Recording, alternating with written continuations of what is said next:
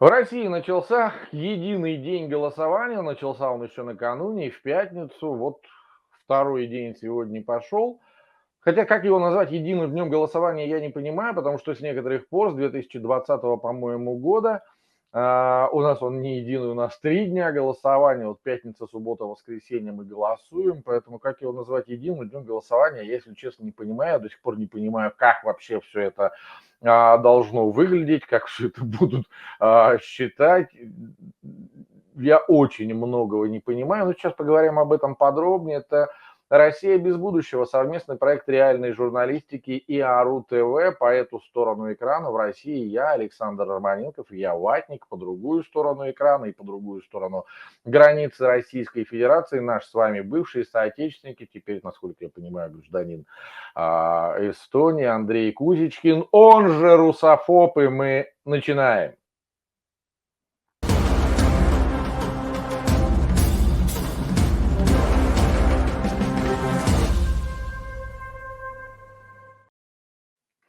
Андрей, привет. Во-первых, сразу с места в карьер. Вообще, как к этому единому дню голосования, какое отношение к нему на Западе? Потому что там уже огромное количество вопросов возникало. Но вот то, что я озвучил, первое, да, что 3 дня голосования, никто не понимает до сих пор, что это такое и с чем это едят. Второй момент, там, насколько я понимаю, с наблюдателями беда, пускают далеко не всех, равно как и средства массовой информации. Ну и в-третьих, вот это вот меня умиляло, я несколько раз поднимал вот эту вот тему. Если раньше мы говорили, что в России, ну не мы говорили, а оппозиция вкинула вот эту вот историю, что в России выборы без выбора проходят. На сегодняшний день, насколько я понимаю, мы впервые в ситуации, когда выборы происходят еще и без повестки. Объяснюсь. Дело в том, что все это, вот эти вот сегодняшние выборы проходят на фоне специальной военной операции. Подавляющее большинство бед и чаяний избирателей, они наверняка хотели бы задать какие-то вопросы, выразить какое-то свое мнение относительно специальной военной операции, в том числе, как и кандидаты, но с некоторых пор у нас появилась статья 23.3 «Дискредитация вооруженных сил», и, в принципе, выражая беды и чаяния относительно вот этого вот мероприятия, каждый из нас, повторюсь, включая как кандидаты, так и избиратели, рискуем налететь вот на эту статью и быть привлеченными по ней. Поэтому предлагаю в этом плане очень-очень аккуратно говорить, ну, дабы ничего не нарушить действующее законодательство. Ну, получается, что огромный пласт проблем наших соотечественников, огромный пласт проблем, которые могли бы озвучить кандидатам, просто вывалился. И вот поэтому я вот и назвал это для себя выборы даже без повестки. Теперь вот как к этому относятся сторонние наблюдатели, ты в частности. Пойдешь ли, кстати, голосовать? И у тебя же есть российский паспорт, насколько я понимаю. Да, приветствую, Саш, приветствую всех наших слушателей, зрителей. Нужно сказать, что для выборов я человек совершенно не посторонний, потому что как политик формировался, мои убеждения тоже создавались на базе электоральных технологий. Я начал принимать участие в избирательных кампаниях еще в период перестройки, когда первые конкурентные выборы прошли. Я был делегирован на одной из демократических организаций в состав избирательной комиссии участковой, и оно пошло вот так вот и поехало.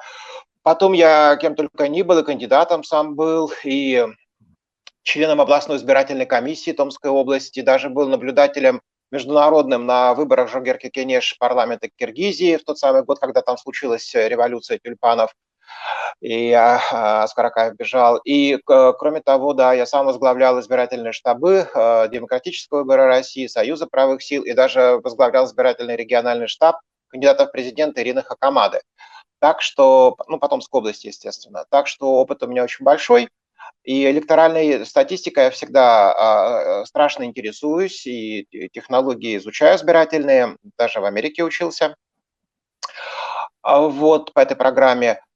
И что я хочу сказать, что вот, наверное, в первый раз, когда вот у меня интерес к выборам России, ну, не просто нулевой, наверное, даже отрицательный.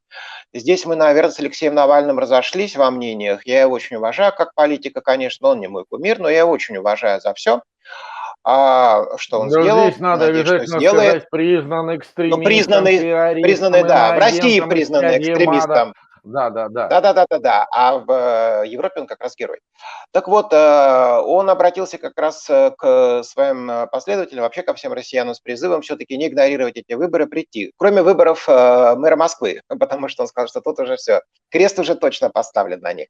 А там, где еще есть хотя бы малейшие ростки конкуренции, проявления какие-то конкуренции политической, обязательно нужно приходить голосовать. Так вот, мне кажется, что, конечно, здесь я с ним не согласен, потому что сейчас уже не то, что ты все время говоришь выборы, но видишь их минус в том, что нет повестки. А мне кажется, что в этом году, как никогда, выборы у нас заменяются просто голосованием. То есть выборов, конечно же, никаких уже нет. Административный ресурс полностью все эти институты избирательные подмял под себя. Если раньше в Чечне при пустых участках рисовали явку в 99%, и 99% получала Единая Россия или президент Путин, кого там бы не выбирали, то теперь эта вот чеченизация избирательного процесса, она прошла уже по всей России практически. Ну, я не могу сказать, что это прям вот в любом регионе, куда ни ткни пальцем, будет 99 значит, явка и 99 голосования там за партию. По партиям все равно голоса каким-то образом, видимо, разбегутся, и по каким-то кандидатам тоже. Но вот единственные, кстати, конкурентные выборы, которые были на виду и на слуху, они проходили, ну, кампания проходила по меньшей мере по выборам главы Хакасии, где, значит, коммунист, действующий глава, вступил в схватку с представителем СВО, ветераном СВО, депутатом бывшим иркутским, а теперь Госдумы, Соколом.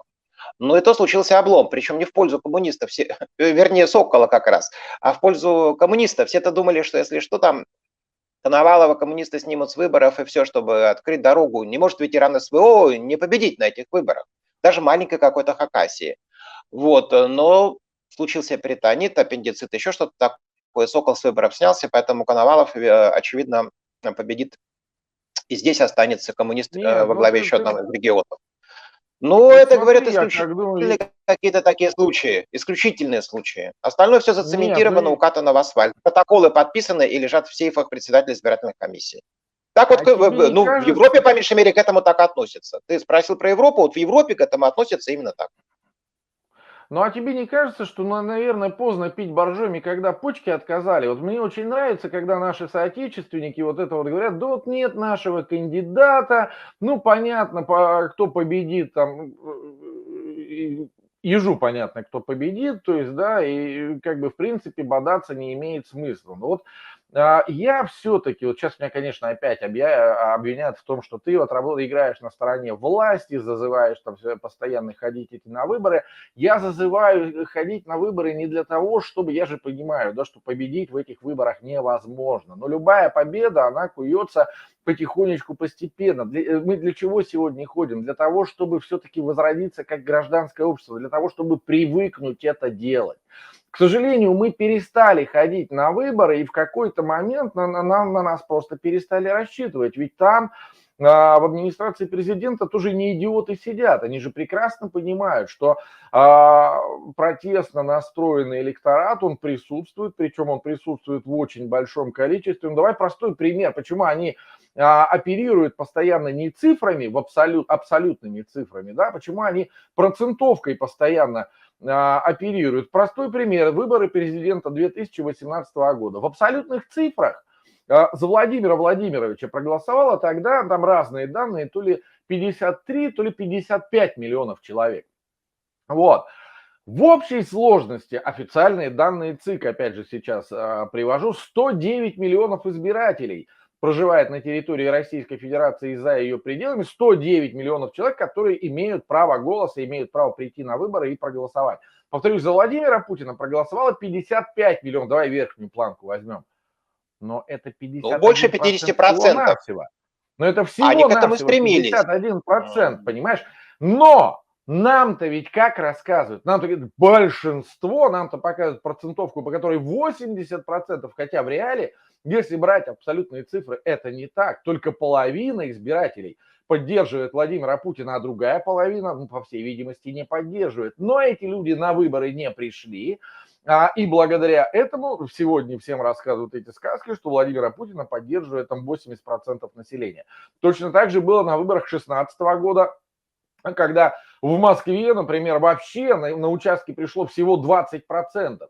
И из этих 20% только там 45, меньше половины пришедших проголосовали за Единую Россию. То есть, грубо говоря, в Москве за Единую Россию в тот момент проголосовали там, господи, в общей сложности меньше 10% от общего числа голосующих.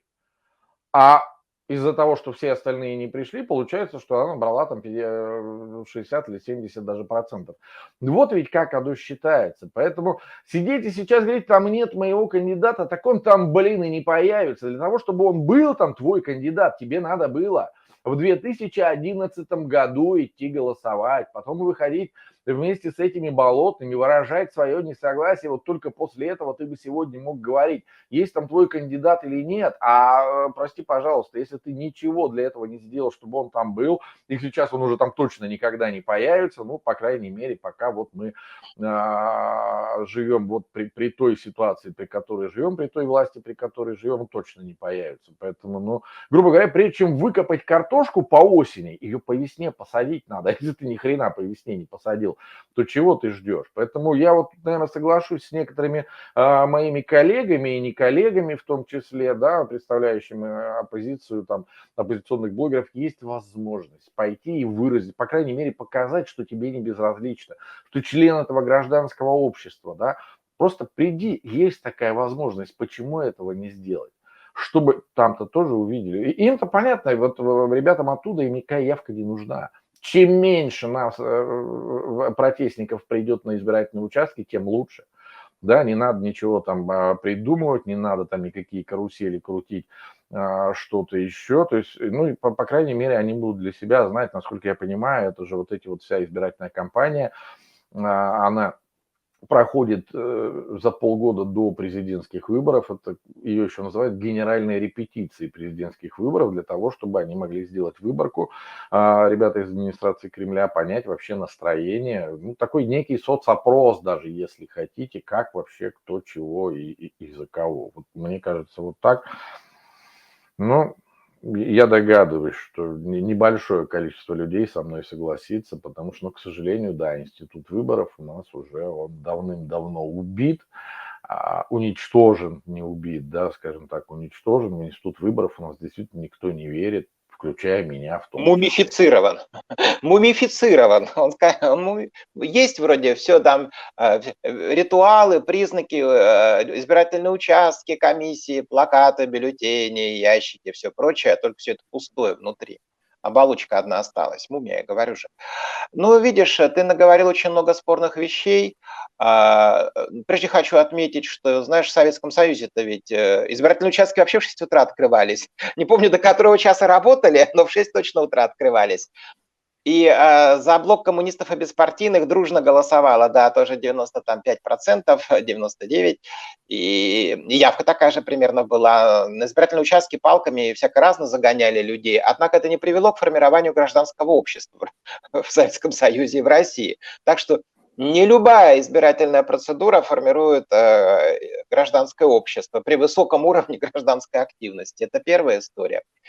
Вторая история. Понимаешь, ну да, конечно, если, ну как вот идти, например, на фильм, если ты знаешь, тем более это детектив, криминал, если ты знаешь уже убийцу, кто убил. Ну вот сидеть на этом фильме можно, конечно, и страдать, просто убив время, ну, дождь на улице, тогда, может быть, да, это оправдано. Пришел в кинотеатр и Некорректное сел смотреть сравнение. этот фильм. Подожди, я продолжу дальше. Я Некорректное дальше сравнение. продолжу. Я ближе к тебе, значит. Ты знаешь, что уже судебное решение по тебе вынесено, что уже, значит, судья подписал это решение. Но идут формальные процедуры, состязательность такая, да, прокурор выступает, адвокат что-то говорит, свидетели, тебе слово предоставляется. Но ты знаешь, что решение судьи уже в столе лежит и подписанное. Ну, конечно, формально соблюдая, можно прийти и во всем этом участвовать. А можно, конечно, просто и не прийти, потому что тебе тоже такое право предоставили. Но я бы вот сейчас, если бы я оказался в России, я бы, конечно, на эти выборы не пошел, хотя я ходил на все выборы, еще ходил и соседей агитировал. Ну, до последнего, вот когда у нас там последние выборы в Томске при моем участии, что называется, проходили, да, я эту активность всегда сохранял. И, наверное, это вот были бы последние выборы. Вернее, первые, куда бы я ни пошел. А что касается 2018 года, тут ты совершенно прав. Ты совершенно прав, когда говоришь, что реально за Путина проголосовало там 50 и чуть-чуть больше процентов от реального числа избирателей. Ну, зафиксированных статистикой. Но вот они как раз такую цель и ставили, чтобы убиться, но все-таки получить вот искомую, да, такую циферку. Но, наверное, кстати сказать, это ведь и был такой триггер, запустивший процесс деформации Конституции, скажем так, который пролонгировал фактически личную власть Путина. А возможно, это был триггер и для войны в Украине. Потому что одна из целей Путина была, естественно, ну, для специальной военной операции, для российских слушателей поправляю, специальная военная операция в Украине, потому что победа над Украиной, это можно говорить, как раз резко бы повышала рейтинг Путина. Видимо, 2018 год их встревожил. И это были не конкурентные выборы, но они были открытые по меньшей мере. Я к этой статистике все время апеллирую, показываю, когда там начинают наши местные тут кричать: да там в России все давно уже уничтожено. Там, значит, да, все как стадо баранов ходят, голосуют. А я им показываю, а вот посмотрите, 18-й год, ну да, Чечня, там, Татарстан, 80% явки, еще где-то. А в Томской области там явка чуть больше 50%, Путин чуть больше 50% получает. И то есть по Сибири, например, и Дальнему Востоку от среднероссийских показателей там только половина была. И по явке, и по голосованию за Путина. Не, ну То есть давай они достаточно честно, вот открыты эта были. явка, Сейчас это давай исправят. честно, Сейчас эта это исправят. явка это тот показатель, который волнует вообще всех вот в эти вот 3 дня, вчера, сегодня, завтра. Пройдет неделя, и про эту явку никто ни хрена не вспомнит, за исключением политологов, журналистов, да, ну и тех, кто вообще Ну плотно да, в теме. да. А любую бабу Нюру сегодня спроси, какой была явка в прошлом году у нее в регионе, когда голосовали за губернатора. Просто на улицу вот сейчас с камерой выйти и спросить: ребят, в прошлом году в вашем регионе, вот так же в сентябре, год назад, вы избирали губернатора там, или мэра, или там областное законодательное собрание, вы не напомните, какая была явка? Да хрен кто тебе ответит. Я думаю, даже местные журналисты никогда эту цифру, если без помощи интернета, не вспомнят. Зато все вспомнят, какой был процент, с каким процентом победила та или иная партия. Вот это вспомнят. Поэтому все эти сказки про явку, это в пользу бедных. Я об этом и говорю, да, чем меньше приходит протестников, тем проще ребятам, которые занимаются продвижением там партии власти, продвижением там нужных кандидатов, им проще. Им меньше работы, им делать ничего не надо. В идеале, чтобы протестный электорат вообще не появлялся в избирательных участках. Кстати, именно поэтому, как мне кажется, и была придумана вот эта вот интересная процедура дистанционного голосования. Вот сейчас, пока мы с тобой общались, заглянул. По состоянию на субботу 11 часов 25 минут Москвы, только второй день голосования. Вот мы вот записываем это видео. Уже 55% явка по России составила. Согласно вот этому вот электронному, вот этой вот, Голосование, я да. даже не знаю, балалайке вот этой электронной. Кто-то может вообще поверить? Голосование началось, только пол России не знает вообще, что. А уже оказывается, то есть, грубо говоря, 55%, то есть 55 миллионов человек вот на данный момент уже, оказывается, проголосовали. Ты в это вообще веришь?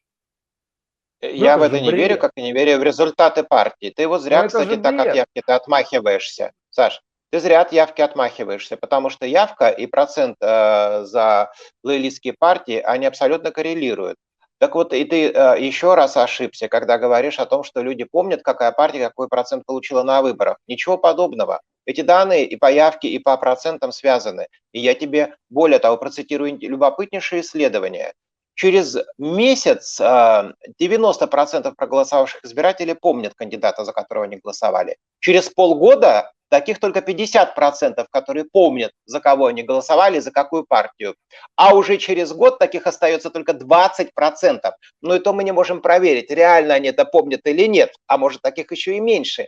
Ничего подобного. Ты ты что-то преувеличиваешь опять ерунду значение. говоришь. Это что, человек идиот? Нет, это Человек идиот, исследование. что ли? Это Он реально, я не исследование. помню, за кого я голосовал. Да я на любых выборах помню, за кого, когда и где я голосовал. Вот, я не знаю, Они надо быть просто помнят. ударенным на всю голову. Не Но, к помнят. Вот сожалению... представь себе, я, например, тоже могу четко сказать, что я ни разу на президентских выборах не голосовал за Путина, и за Медведева я тоже не голосовал.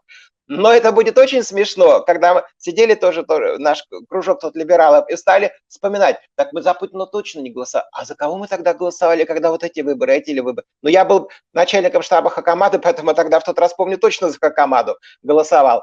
А иной раз когда-то мы там и за коммунистов даже голосовали. Но самого, например, пофамильно кандидатов не помнят Не, люди, реально не помнят. Реально мы не ушли. помнят люди, Саш, реально. Ни за Ну, партию, естественно. ни даже за президента. А чем ниже уровень избирательный, тем они хуже это помнят. На уровне сельских поселений, да. На уровне больших каких-то городов и выборов, и республик тем более, они этого не помнят. Ты просто сам среди своих знакомых поспрашивай, за кого они голосовали там 5 лет назад. При том обилии кандидатов, при том обилии партий, Во! которые у нас куда-либо выдвигаются, у нас Во! 100 тысяч партий, 500 миллионов кандидатов в Да-да. президенты, в губернаторы, там, естественно, запутаешься. Забывают. Вот, но Люди мы еще просто определяются, за кого голосовать. Да, понимаешь, люди определяются голосовать, 50% определяются с этим только на избирательном участке, зайдя в кабинку, за кого они будут голосовать. То есть для них этот выбор Нет, очень часто так носит вот случайный характер. мы ушли от истории,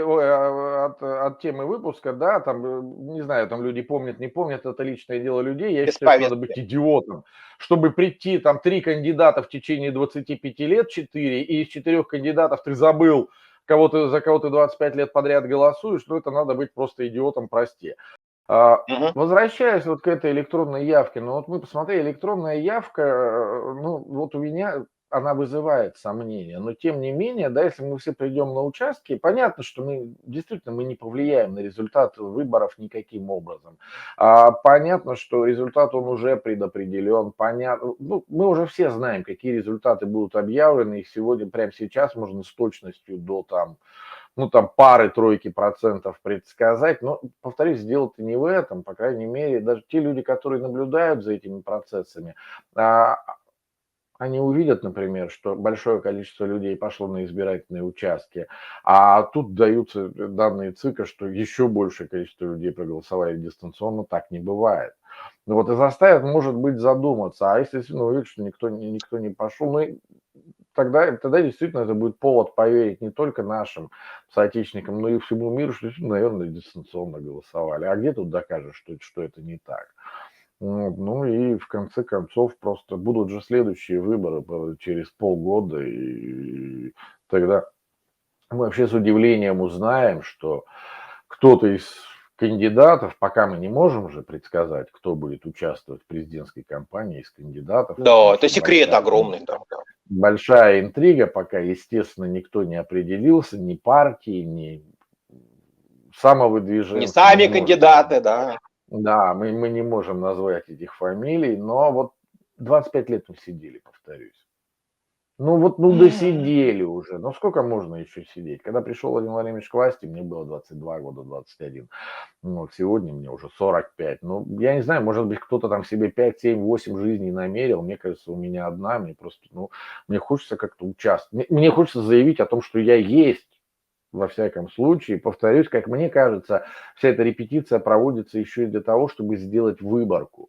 Насколько вообще протестная активность, она является именно активностью. Потому что одно дело сидеть на диване и говорить, да, вот я против.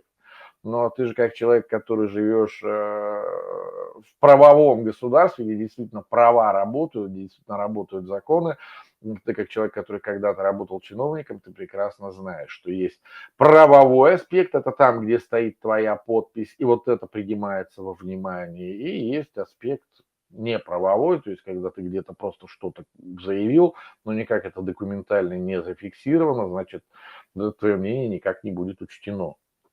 Вот и все. Повторюсь, я имею в виду учтено у кого-то там в голове, у кого надо, чтобы, готовясь к следующим выборам, ребята понимали, что, ага, протестная активность там в условном Томске такая, в Москве такая. Ну вот. А когда ее нет, Ну, это Ну ФСО да. обычно такую информацию обеспечивает, естественно. Я хочу сказать, что у нас в Эстонии, самое интересное, Эстония стала первой страной, где ввели практику электронное голосование. И вполне успешно применяется. Но даже в либеральной Эстонии, где вот, ну не просто суперлиберальное, а супер-супер либеральное избирательное законодательство, даже здесь все равно есть недовольные электронным голосованием. И партии, за которые как раз в электронном виде голосуют меньше, но избиратели престарелые, ну не хотят они в компьютерах, они ножками на участке ходят. Так вот, есть такие партии, которые как раз мало получают электронных голосов, а больше на участках избирательных. А поскольку все больше избирателей в компьютерах голосуют, естественно, их число мандатов все время уменьшается. Они постоянно пытаются это оспорить, что электронное голосование, значит, может быть манипулируемо. Поэтому вот давайте его отменим.